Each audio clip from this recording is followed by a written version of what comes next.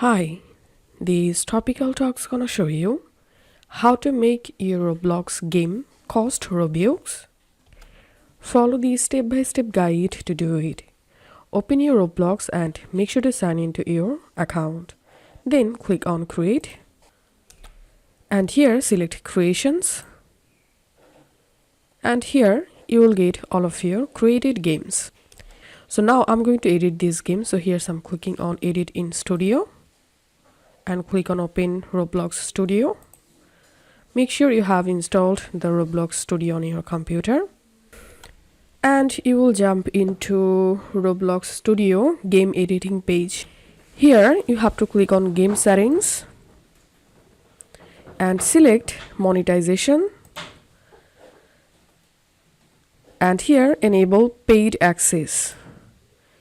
And here you have to enter the Robux amount for the game, and if you add 100 Robux you will earn 70 Robux. And now go to Permissions tab, and who can play this game, make sure to select here Public and click on Save. And that's it. This is how we can do it. If this video helped you out, please leave a like and leave a comment down below. Thank you for watching.